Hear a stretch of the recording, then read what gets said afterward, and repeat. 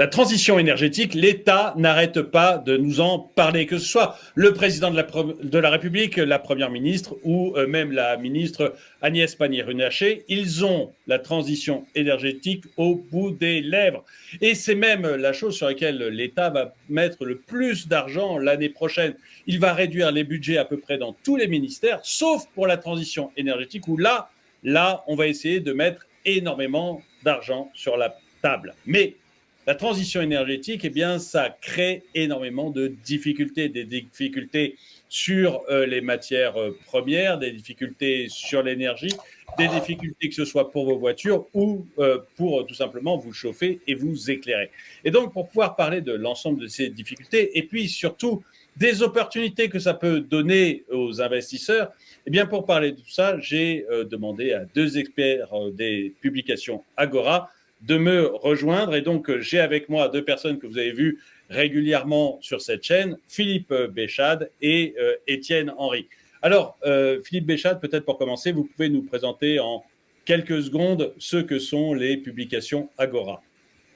Alors, les publications Agora existent depuis plus de 25 ans. D'abord, c'était en version anglaise. Mais dès l'origine, l'ADN, c'était le décryptage de l'actualité économique et puis politique, voire géopolitique, avec un biais quelque peu sarcastique. Chronique Agora n'a jamais retenu ses coups contre les gouvernements, contre les narratifs fallacieux.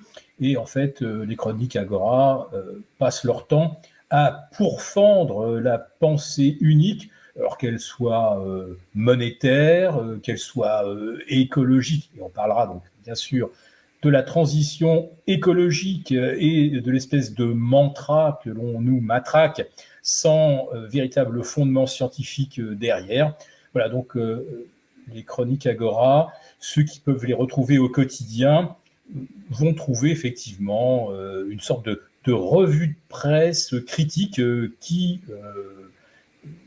on va dire, scanne à peu près tous les domaines qui impactent soit nos finances, soit nos libertés individuelles, tout simplement. Et alors, je profite juste pour dire, bon, donc les publications Agora sponsorisent cette vidéo, mais surtout, vous pouvez profiter justement d'un rapport sur la transition énergétique qu'ont fait les deux experts qui sont là, donc Étienne Henry et Philippe Béchade. Et vous pouvez en profiter en cliquant, c'est gratuit. Il vous suffit de cliquer sur le lien qui est dans la description de cette vidéo pour avoir accès à ce rapport. On va peut-être commencer justement, Philippe Béchade, par parler de cette transition énergétique. Pour vous, déjà, est-ce que c'est quelque chose qui est faisable et nécessaire? C'est-à-dire que j'ai cru entendre dans différentes de vos interventions que vous n'étiez pas certain que ce soit nécessaire de faire cette transition énergétique. Donc, est-ce que c'est nécessaire? Et puis, est-ce que c'est quelque chose qui vous semble faisable? Alors, le nécessaire, si on regarde 20, 30 années devant nous, peut-être effectivement qu'il y a la nécessité d'équilibrer un peu mieux le mix énergétique. Quoique, je dirais que ce n'est pas à la France de faire le premier pas, puisque nous produisons déjà 65 à 70% de notre électricité hors carbone grâce au nucléaire. Alors si une transition énergétique doit être entamée en Europe, je la verrais plutôt du côté de la Pologne. Je ne parle même pas de l'Allemagne, hein, j'ose même pas dire ce que je pense de la remise en route des centrales au charbon pour compenser l'arrêt des réacteurs nucléaires. L'Italie, l'Espagne a fait le choix du gaz, voilà, donc heureusement qu'ils ne le reçoivent pas de Russie, mais on va dire que là, eux aussi, peut-être que l'Espagne a encore quelques marges pour décarboner, même si c'est le pays européen, je crois qu'il y a le plus d'éoliennes sur sa façade ouest, par surtout le choix du moment pour faire ces investissements géants. Un choix du timing absolument extraordinaire, puisqu'on pouvait emprunter à zéro et on payait même la France et l'Allemagne et l'Espagne, on les payait pour emprunter il y a 2 ans, et aujourd'hui, pour mettre 35 à 70 milliards sur la table chaque année. Vous voyez que la fourchette est large. Hein. Alors, je ne sais pas, peut-être que ça sera 50 milliards, adoptons la voie du milieu, mais ces 50 milliards, on va les sortir, un, d'où, et deux, à quel coût? Il y a 2 ans, 50 milliards, ça s'empruntait, ça rapportait de l'argent à la France. Aujourd'hui, ça va nous coûter 4,25%. Donc oui, c'était vraiment le moment de s'endetter, alors que justement, on n'arrête pas de recevoir des directives qui nous disent qu'il faut économiser de l'argent. Ça y est, on vient de trouver un nouveau truc. Par exemple, rendre plus difficile ou moins généreux les indemnités pour les personnes, les seniors qui se font jeter de leur boîte. Eux, on va leur rationner leur indemnité chômage. Et tout ça, ça va grappiller 500 millions. Non, mais c'est incroyable. Et en plus de ça, ceux à qui on va retirer de l'argent, en plus de ça, on va leur demander de se chauffer à 18 l'hiver. Mais c'est complètement lunaire. La plupart des pays en voie de développement rajoutent des dizaines, je dis bien des dizaines de millions de clims par an qui tournent 365 jours par an, et nous, on doit mettre notre chauffage à 18 pendant 4 mois d'hiver pour se les cailler. Bon, non, mais rien ne va. Voilà, je vous ai résumé ma pensée. Rien ne va. D'accord. Mais est-ce que, alors vous avez parlé de 50 à 70 milliards. Étienne Henry, vous êtes un ingénieur des mines, vous avez travaillé pour l'industrie pétrolière, donc l'énergie, c'est vraiment un domaine voilà, que vous maîtrisez très très bien. Est-ce que 50 à 70 milliards, comme le disait Philippe Péchade, c'est l'ordre de grandeur de ce qu'il faut investir pour effectivement réaliser une transition énergétique en France, quoi, tout simplement? Alors, si vous avez trouvé que Philippe était un petit peu pessimiste, moi j'ai envie de vous dire qu'il est très optimiste, parce que les 50 milliards, j'y crois absolument pas si ça doit nous amener au net zéro. Ça, c'est très clair. Quand on voit les ordres de grandeur qu'il faut en termes de puissance à installer, les coûts que ça va avoir, sans même parler du prix de l'argent, qu'il a très bien évoqué, là aujourd'hui on emprunte à 4%. 50 milliards, pour ceux qui n'ont pas forcément les ordres budgétaires en tête, c'est à peine ce qu'on va payer sur les internets de notre dette cette année. Et très clairement, on n'arrivera pas à faire une transition énergétique, d'autant que nous, la transition énergétique en France, ça voudrait dire pas décarboner notre électricité, vu qu'elle l'est déjà, mais décarboner tout le reste, et ça, c'est le socle de l'énergie primaire, c'est du fossile comme partout. Donc les 50 milliards, ils suffiront pas. On a eu une estimation, encore une fois, qui était censée être un pavé dans la mare, mais qui est à mon sens encore optimiste, de Total Energy, qui est sortie il y a quelques jours, et qui parle de 3 000 milliards par an pour espérer peut-être atteindre le zéro carbone en 2050. En 2030. Oui, mais excusez-moi, mais 3 000 milliards par an pour l'ensemble de la planète ou juste pour la France? C'était une estimation globale, mais c'est une estimation polie. Et en fait, ça ne suffira pas non plus. Donc c'est pour dire qu'on est très très loin des ordres de grandeur qu'il faut. Après, la question, c'est où on va. En fait, la transition... aujourd'hui, on nous parle beaucoup d'une transition qui est une transition écologique. On veut du net zéro, on veut plus émettre 1 gramme de CO2, et puis promis, si on émet le moins de grammes de CO2, on va le capter, puis on va aller l'enterrer, on ne sait pas où, mais promis, on va le faire. Si on ne fait pas ça, si on ne va pas aussi loin et qu'on se contente simplement, ne serait-ce que de suppléer l'épuisement des ressources fossiles par de la production électrique propre, ça, on sait le faire, et ça, effectivement, quelques dizaines ou centaines de milliards par an peuvent suffire. Mais encore une fois, on n'est pas du tout en train de faire la même stratégie. On est juste en train de compléter notre mix énergétique qui s'épuise par quelque chose d'un peu plus renouvelable.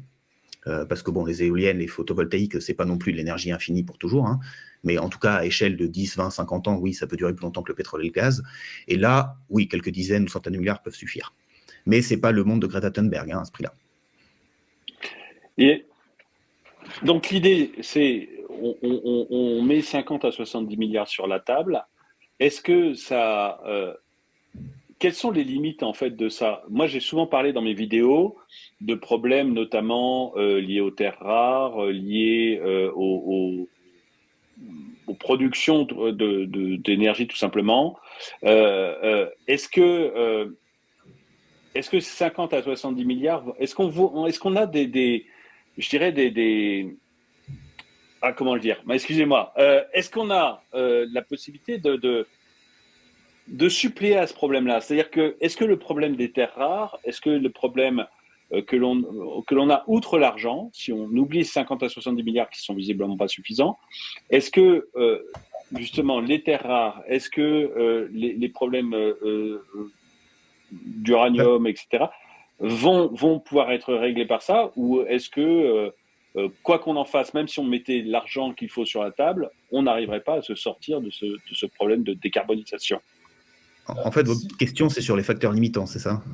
Oui, c'est ça, c'est les facteurs limitants. Ouais, il y en a de partout des facteurs limitants. Et aujourd'hui, typiquement, les terres rares, c'est un problème politique, c'est pas du tout un problème géologique. On n'a pas du tout épuisé toutes les terres rares de la planète, simplement, il y a peu de pays, à part la Chine, qui se permettent de fusiller leur environnement pour faire des terres rares. Alors eux, ils le font en plus pour des raisons politiques, ils ont fait un dumping international monstre, leur stratégie a bien marché, mais nous, on pourrait en Europe aussi faire des terres rares, ou en Afrique du Nord, il y en a dans le sol.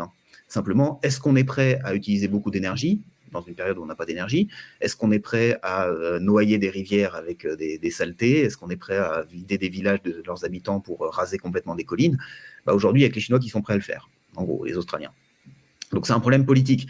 Encore une fois, est-ce qu'on peut le faire? Oui. Est-ce qu'on va le faire? La réponse, pas forcément non. Pas forcément.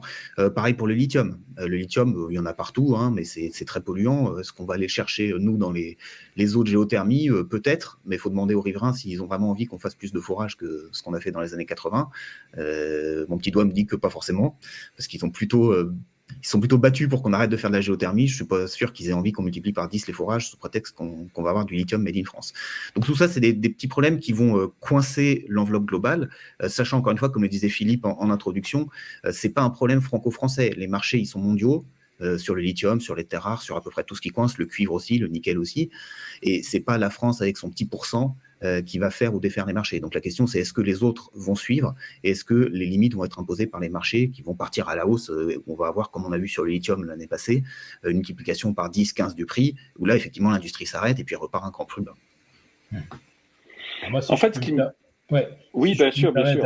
D'ajouter quelque chose. Faire une transition énergétique, parce qu'on viendrait de se découvrir trop dépendant de fournisseurs d'énergie, Russie, Arabie Saoudite, d'Irak, pays du golfe de Guinée, donc Afrique équatoriale, et voilà, c'est des régimes avec lesquels on n'aurait plus envie de faire affaire.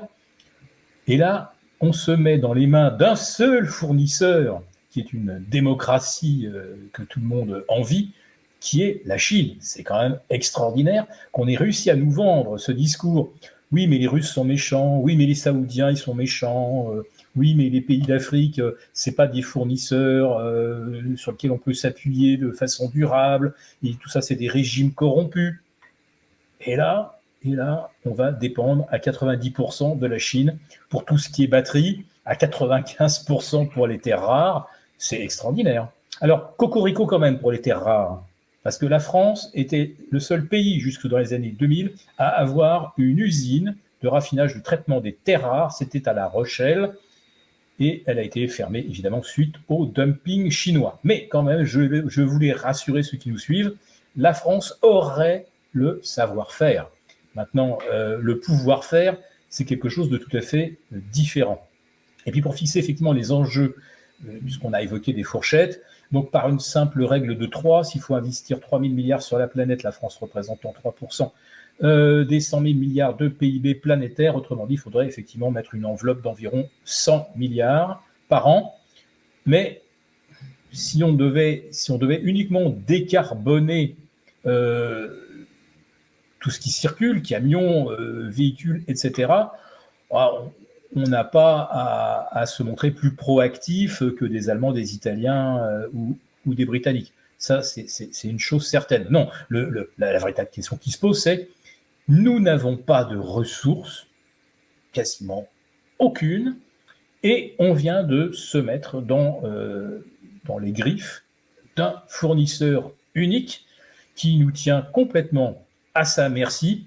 Et on est incapable, et je dis bien incapable, avant 20 ans, je dis bien 20 ans, de reconstituer des filières d'approvisionnement qui nous mettraient vraiment dans une situation d'indépendance vis-à-vis de la Chine, mais nous ne serions toujours pas indépendants des autres producteurs de terres rares puisque des terres rares, on n'en a pas en France.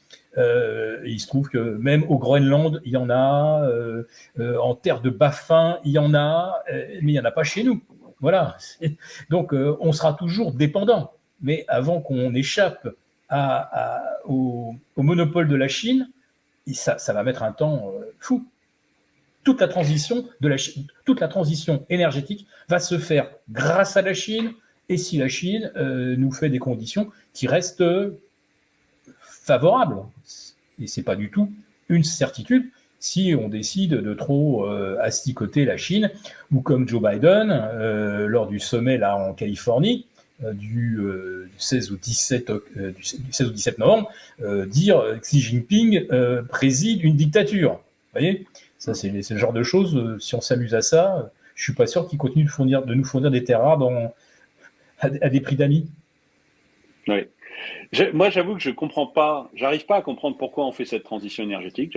Alors, pour moi, c'est vraiment un mystère. C'est-à-dire que je vois pas de gain positif au fait de faire la transition énergétique. C'est-à-dire qu'on va se faire plaisir peut-être en disant qu'on abîme moins Gaïa, mais ça me semble peu réaliste par rapport à la réalité. C'est-à-dire que je lisais un article récemment qui disait que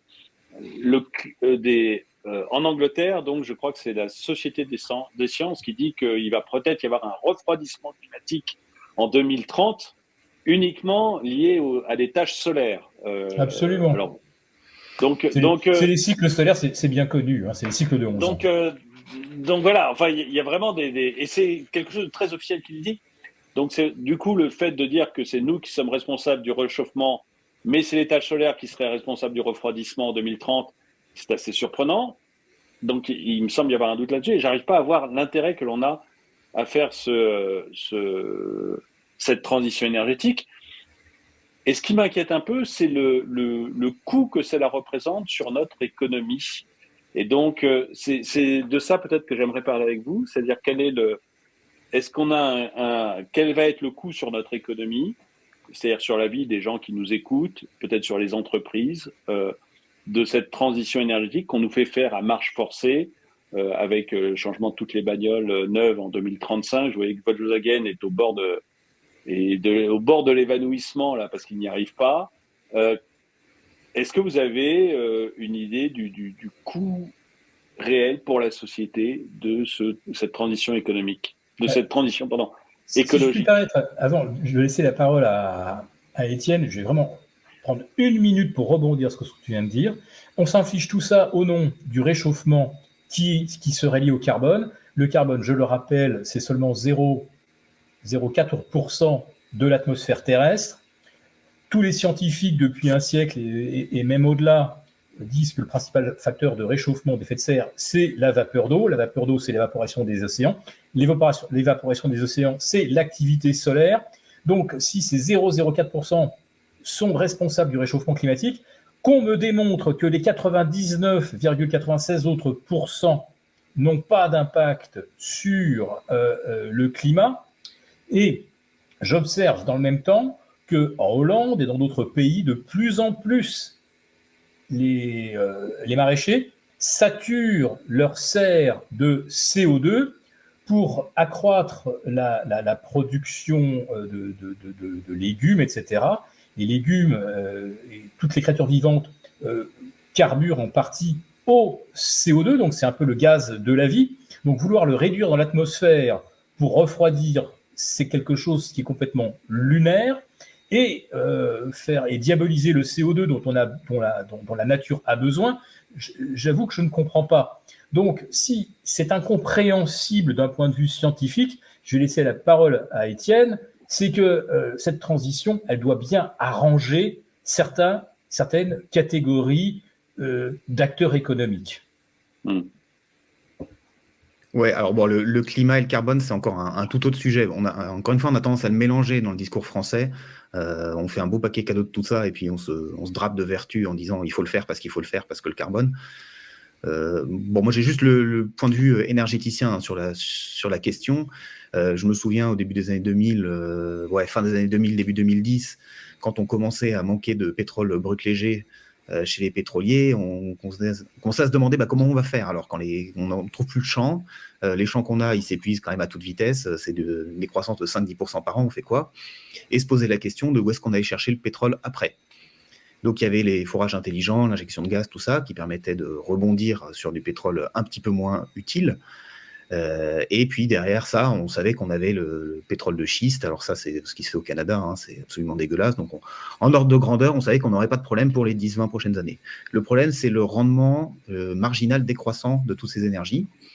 Donc si on veut se demander pourquoi est-ce qu'on fait la transition énergétique, on peut regarder les énergéticiens, hein, ceux qui gagnent leur vie en vendant de l'énergie, et qui se sont trouvés coincés parce qu'ils n'avaient plus de licence d'exploitation, plus de licence d'exploration pour beaucoup, quand ils ne se sont pas fait complètement expropriés comme dans certains pays peu sympathiques et peu capitalistes. J'en profite, je vous coupe juste une seconde, pour dire que la BCE a dit très récemment qu'elle allait punir financièrement les banques qui prêtent de l'argent aux énergies sales, grosso modo aux pétroliers.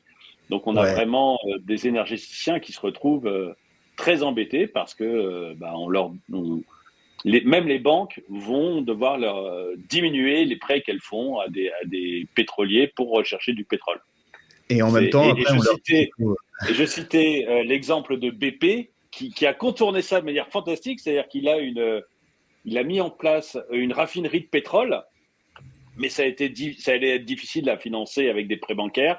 Alors il a mis des éoliennes tout autour, et les éoliennes fournissent l'énergie à la raffinerie de pétrole pour que le pétrole puisse être raffiné. Et du coup, c'est du pétrole vert. Et donc là, il n'y a pas de problème, la BCE accepte que la banque prête. Mais on est chez les fous, on est vraiment chez les dingues. Mais voilà, ça complique encore le travail des énergéticiens, Ouais, mais il faut regarder ce qu'ils font aussi en pratique. Donc, parce que vous disiez ce type de contournement médiatique, pourquoi pas, hein, ça fait sourire. Là, la semaine dernière, on a appris que Total vient de rajouter 1,5 gigawatts de centrales électriques qui carburent au gaz. C'est un investissement de plus de 600 millions de dollars. Voilà, ils savent qu'il y a quand même besoin encore de fossiles. Donc, ils vont utiliser les fossiles jusqu'au bout tant qu'ils en ont. Mais à côté de ça, eux, ils investissent quand même dans la transition énergétique de façon purement opportuniste. Hein, c'est pour pouvoir continuer à avoir des gigawatts quand ils seront au bout de leur concession. Parce que eux, ils ont les tables géologiques, ils voient l'épuisement de leurs ressources, ils savent que politiquement, ça devient de plus en plus dur d'avoir des concessions. Même si là au Royaume-Uni, ça se libère un peu en mer du Nord, mais c'est un fusil à un coup. Hein. On le fait maintenant, est-ce que dans 10 ans, on pourra le faire encore? Probablement pas. Donc, eux qui ont une vision de temps long à 30, 50 ans, ils savent qu'il y a besoin d'avoir des choses un peu plus renouvelables. Mais ça s'arrête là, hein. C'est pas du tout pour protéger la planète et limiter le CO2. D'accord. Et ça, donc on va essayer de passer sur des choses un peu plus renouvelables parce qu'on manque de pétrole. Moi, j'ai l'impression surtout qu'on manque d'investissement dans le pétrole. C'est-à-dire qu'il y a la matière. Là, vous connaissez mieux que moi, donc c'est une question que je vous pose. Mais il y a la matière première quelque part, mais on n'a pas de licence pour aller chercher le pétrole. Et puis, on investit beaucoup, beaucoup moins dans la recherche pétrolière, ce qui fait que fatalement, on trouve pas, Si on cherche pas, on trouve pas. On investit beaucoup. Le problème, c'est que le pétrole qu'on trouve aujourd'hui, il est beaucoup moins efficace énergétiquement que le pétrole qu'on trouvait il y a 30 ans. Dans les années 70, le beau pétrole d'Arabie Saoudite, il avait un rendement énergétique de 50. Pas plus 50%, fois 50, c'est du 5000%. On mettait un baril de pétrole dans l'exploitation, donc tout compris, on en tirait 50. Là, dans les années 2010, on est tombé à 20. Donc, on a quand même baissé par 2 l'intensité énergétique des forages pétroliers. Ça, c'est pas une question d'investissement, c'est la géologie qui fait ça. Hein. Et on sait que la prochaine étape, donc les schistes bitumineux, on n'est plus qu'à un facteur 5. Donc, en gros, on aura perdu un facteur 10 d'efficacité énergétique en 2 générations. Là, ça commence à coincer, d'autant que, notamment avec le photovoltaïque, alors ça le fait que quand il y a du soleil, hein, mais on peut quand même l'utiliser à ce moment-là, on est sur un rendement énergétique d'un facteur 5 à 10. Donc, voilà, on arrive quand même à un moment où faire du renouvelable peut être intéressant dans certaines situations. Mais du coup, est-ce que ce que vous me décrivez, tous les deux, c'est un manque d'énergie? C'est-à-dire que j'ai l'impression, je le traduis comme ça, je me trompe peut-être, mais on va manquer d'énergie dans les années qui viennent. Soit de pétrole, soit d'énergie. Parce que l'énergie renouvelable, c'est très bien, mais ça marche pas quand il y a des nuages pour le photovoltaïque, ça marche pas quand il y a la nuit, et ça marche pas quand il n'y a pas de vent pour les éoliennes. Ça marche pas en Finlande l'hiver, hein, et la nuit dure 19 heures. Oui, c'est ça, on va être très embêtés. Et surtout en ce moment, j'arrête pas de me faire la remarque qu'à 5h30 il fait nuit, ça va être compliqué. Mais donc ça peut pas remplacer l'utilisation du pétrole. Ou alors on décide qu'on s'éclaire pas la nuit et c'est quand même vachement embêtant. Mais donc du coup, j'ai l'impression que vous me décrivez un monde où on va manquer d'énergie, ce qui va engendrer une explosion du prix des matières premières. Ou je me trompe, j'ai pas l'impression que Philippe Alors, soit d'accord avec moi. non, enfin, j'ai déjà développé l'argument, mais et puis je parle sous le contrôle d'Étienne dans le domaine. On manque d'énergie bon marché. On manque d'un pétrole bon marché. Le pétrole à 10 dollars, les puits riverains là, du golfe d'Ormuz, c'était le pétrole le moins cher du monde. En deux, l'Irak qui est juste en face, 12 dollars, etc. Donc, on est en pénurie d'énergie pas chère, mais du pétrole cher, il y en a des quantités et des réserves absolument colossales. On va commencer par le Venezuela. Donc, le Venezuela ne sort pas de pétrole parce qu'il est sous embargo. Si le Venezuela produisait autant qu'il y a 20 ans, je peux vous assurer qu'aujourd'hui, on serait en surplus de production. Restons dans le domaine politique. L'Iran est sous embargo. Donc, pareil, ils n'ont pas pu entretenir, réparer, implanter de nouvelles plateformes offshore. S'ils le faisaient, je pense qu'ils sortiraient tout de suite 2-3 millions de barils de plus. Alors évidemment, si c'est de l'offshore, ça ne va pas être du baril à 12 dollars. Mais à 40 ou 50 dollars, tout le monde en prend. Il n'y a pas de problème. Du pétrole pas cher, oui, là, effectivement, il n'y en a plus, on le sait. Et les Saoudiens les premiers, puisque eux, justement, savent qu'à partir de 2030-2035, il faudra vraiment qu'ils commencent à compter sur autre chose pour alimenter leur économie. Donc, l'exemple à suivre, c'est les Émirats, c'est Dubaï, voilà, qui tertiarisent son économie. Mais maintenant, si l'Arabie Saoudite ne sort plus du pétrole à 10-12 dollars, le Brésil et le Venezuela pourraient en sortir autant que l'Arabie Saoudite, mais bon, à 50 dollars. Sauf que qui va aller financer une plateforme offshore qui rentrera en service maintenant en 2033-2035, si vraiment les choses vont très très vite, qui a envie de financer cette plateforme pétrolière si on explique qu'en 2033-2035, de toute façon, on interdira d'acheter ce pétrole parce qu'on est dans la décarbonation. Donc moi, je me mets à la place de monsieur Shell, de monsieur Chevron, de monsieur Total Energy. Je ne vais pas aller investir des milliards si à la fin on me dit non, mais de toute façon, ton pétrole, de toute façon, même s'il n'était pas cher à la limite, beaucoup moins cher que ce que vaudra le pétrole dans 25 ou 30 ans, si on le sort à 50 dollars, peut-être que d'ici 20 ans, le baril sera à 150. Mais on dit, il ne faudra pas le consommer, ce pétrole. Je ne vais pas investir.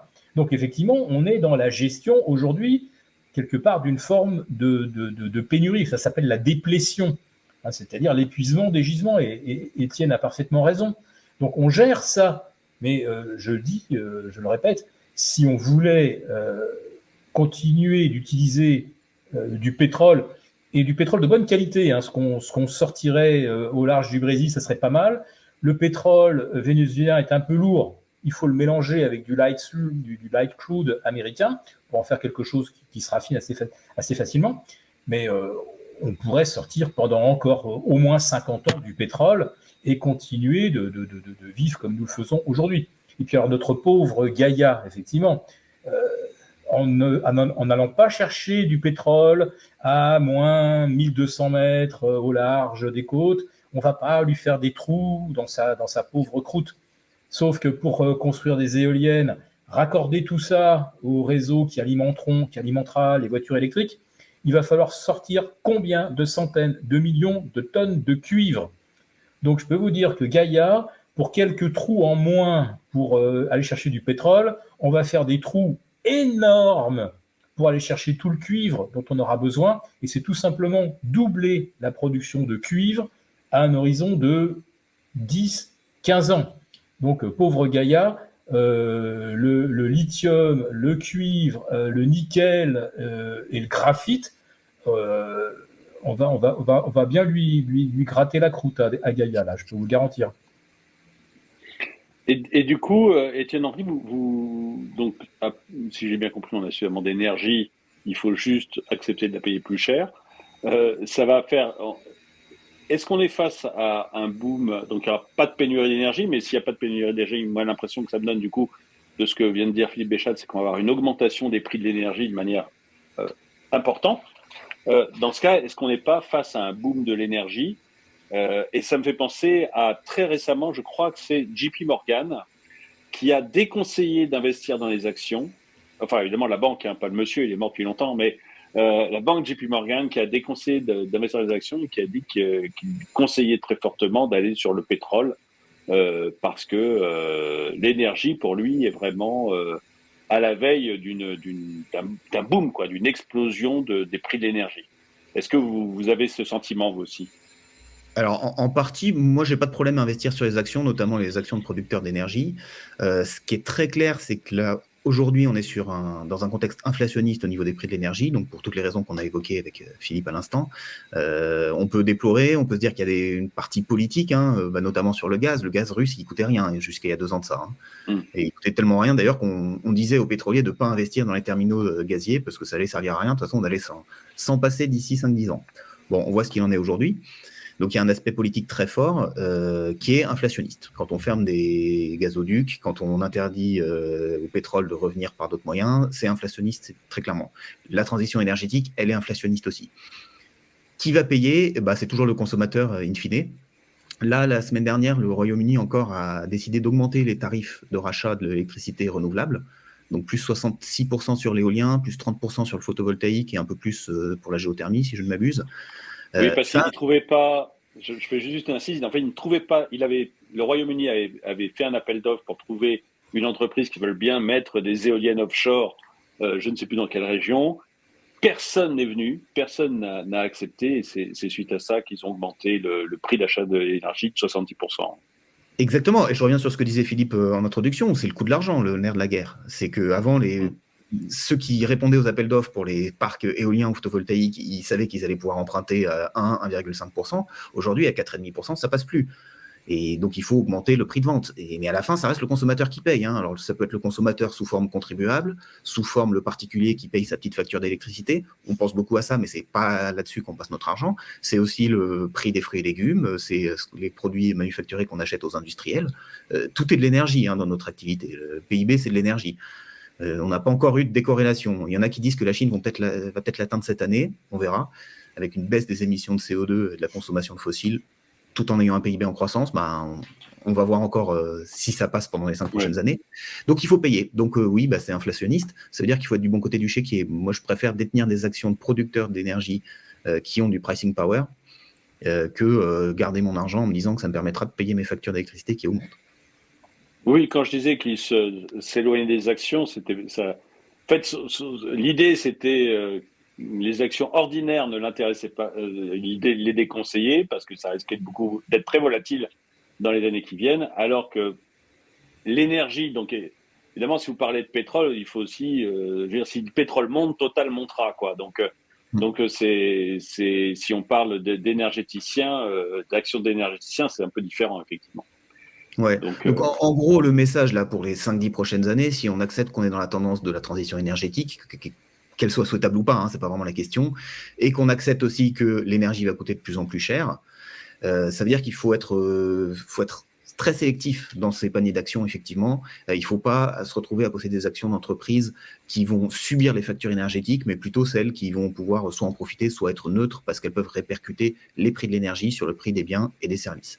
Et une fois qu'on a un cash flow qui est plus ou moins lié au prix de l'énergie, à une constante près évidemment, on peut bénéficier du grand boom de l'énergie là, qui se décide dans les 5-10 prochaines années.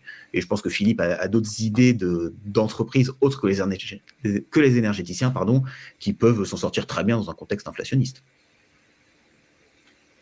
Alors, on a effectivement un peu scanné qui peuvent être les bénéficiaires d'une énergie chère. On s'est aperçu que ça ne fait pas grand monde. l'énergie chère fait, je vais le dire là de façon très très claire, l'énergie chère fait les affaires du fisc français. Plus l'électricité que l'on paye et plus le gaz que l'on paye est cher, plus ça fait rentrer de TVA pour l'État. Et en France, on a choisi en plus de ça un mix parfait. Étienne disait soit c'est le consommateur qui paye, soit c'est l'État qui subventionne. Nous, on fait les deux. On inflige un doublement du prix de l'électricité aux consommateurs, alors que le coût de cette électricité n'a pas bougé. On a toujours la même portion de nucléaire, on nous a juste changé le mode de calcul du tarif et ça double. Et l'État nous dit, mais en plus de ça, vous avez bien de la chance, parce que si on n'était pas là, au lieu de doubler, le prix de l'énergie aurait triplé, parce qu'on prend en charge 30% de la facture. Mais vous rigolez ou quoi? On prend en charge, l'État prend en charge. L'État, c'est le contribuable. Donc, le contribuable, même celui qui ne se chauffe pas à l'électricité, il va quand même payer, justement, pour ce fameux bouclier qui ne devrait même pas exister. Alors, on vit quelque chose de complètement ubuesque. Il faut quand même revenir un petit peu aux bases. Mais tout ça, ça me permet de dire une chose que je disais déjà en préambule, c'est que les décisions que nous avons ne sont ni écologiques, ni d'ordre d'efficacité énergétique. Je parle même pas de ce timing qui consiste à investir 50 milliards par an quand le coût de l'argent est passé de 0 à 4%. Comme je disais initialement, il n'y a rien qui va, mais il n'y a rien qui va parce que c'est politique. Et le politique, quand il a décidé qu'on allait faire une transition énergétique, ne s'est pas du tout soucié que depuis 25 ans, la Chine a sécurisé tous ses approvisionnements en matières premières. Nous, pendant tout ce temps-là, on n'a fait que délocaliser tout ce qu'on avait comme production minière et traitement et raffinage des métaux, on a tout délocalisé vers la Chine parce que c'était moins cher. Voilà ce qu'on a fait. La Chine a pensé à 25 ans, et aujourd'hui, donc, nous sommes obligés, nous sommes totalement tributaires des produits qu'ils peuvent nous fournir, que ce soit les moteurs d'éoliennes, les couches qui captent l'énergie solaire, les batteries, tout vient de Chine. Et nous, on fait une transition énergétique, je le répète, nous n'avons rien. On ne produit, par exemple, pas les cathodes des batteries. 90% des cathodes sont fabriquées en Chine. Donc le jour où les Chinois disent les cathodes, on va peut-être doubler le prix, pourquoi pas. On ne maîtrise absolument pas le coût de cette transition énergétique. On ne le maîtrise pas encore. On dirait, nous avons fait le compte, nous occidentaux, les pays du G7, tout ça. Nous avons d'un côté le lithium qui viendra, je ne sais pas moi, d'Australie ou des hauts plateaux de la Bolivie. Et puis nous avons du nickel qui viendra d'Indonésie et de Nouméa. Et vous voyez, on peut actionner des leviers parce qu'on maîtrise tout ça.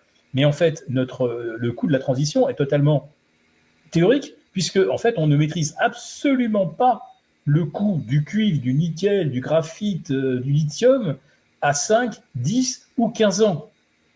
Donc, c'est fou, quoi. Oui. C'est fou. Oui, tout à fait. Donc, écoutez, je vous remercie tous les deux d'être venus. Donc, je rappelle, le sponsor, c'est Agora, les chroniques Agora qui ont sponsorisé cette vidéo. Et surtout, je vous rappelle que si vous cliquez dans le lien qui est dans la description, vous allez pouvoir avoir le rapport gratuitement. C'est totalement gratuit.